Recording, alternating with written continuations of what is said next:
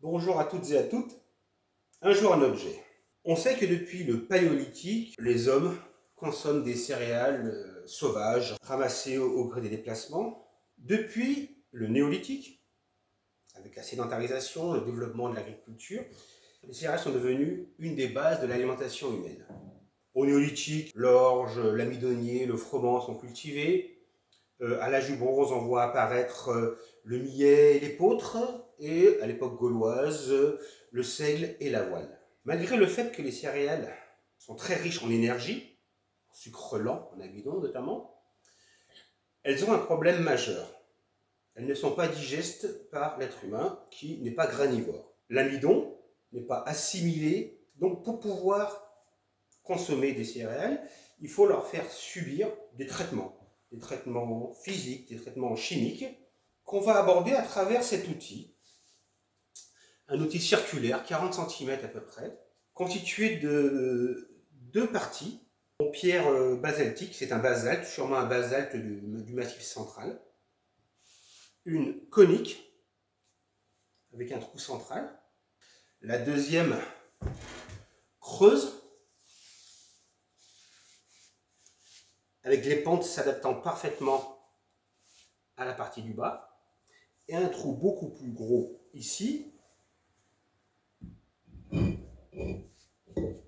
et un trou périphérique. Nous sommes en présence d'une meule, trouvée dans un contexte de fouilles gallo-romain, 1er et 3e siècle après Jésus-Christ, dans la commune de Saint-Romain de Jaguenas.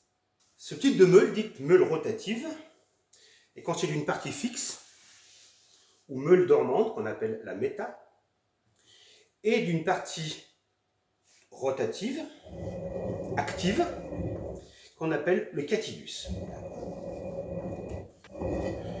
Le trou latéral sert à encastrer une poignée, et le trou central, qu'on appelle l'œil, sert à accueillir le grain.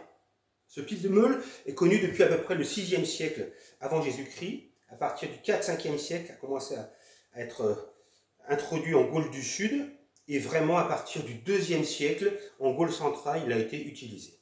Nous allons abandonner cet objet archéologique vers une meule récente, et nous allons ensemble expliquer les différentes étapes de la mouture d'une céréale.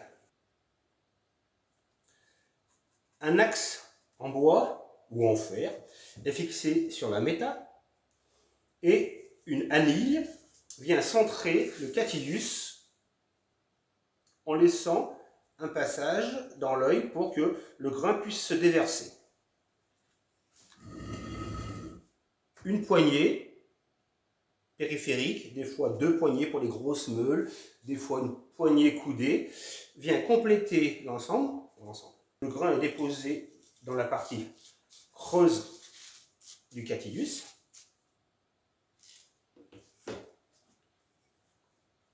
Et il se met en route.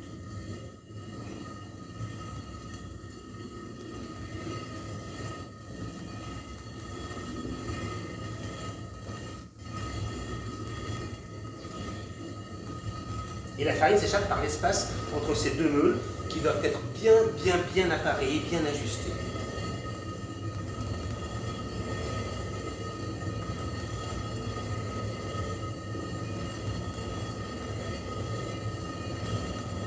Le rendement de cette meule à rotation est à peu près de 3 kg de céréales à l'heure pour donner à peu près 2 kg de farine. Plusieurs passages sont possibles pour avoir une mouture la plus fine possible. Quand la finesse désirée de la farine sera atteinte, il faudra la tamiser pour séparer la farine de l'enveloppe du blé qu'on appelle le sang. Nous avons ici de la farine directement issue du moulin, en la passant dans un tamis plus ou moins fin.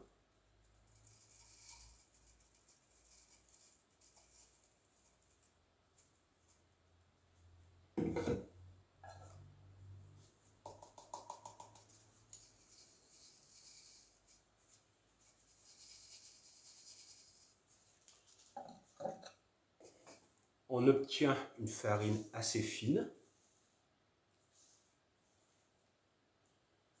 Et le résidu le son sera donné aux animaux. Cette farine sera ensuite hydratée, une pâte sera faite, elle sera mélangée avec du levain, des levures si vous préférez, des levures de bière, qui, en fermentant, ont transformé les molécules très longues d'amidon en molécules beaucoup plus courtes de maltose, qui ensuite, étant cuite, va rendre cette céréale consommable. Bien entendu, à l'Antiquité, ce type de farine n'était pas que consommé en pain, il était aussi consommé en bouillie, plus ou moins cuite longtemps, toujours pour la rendre digeste. De l'Antiquité au Moyen-Âge, on estime la consommation journalière de pain entre 700 grammes et 1 kg. Pour obtenir 1 kg de pain, il faut moudre 1 kg de céréales. On obtient ensuite à peu près 800 grammes de farine qui, étant réhydratée, donne 1 kg de pain. Donc, moulin rotatif manuel en basalte,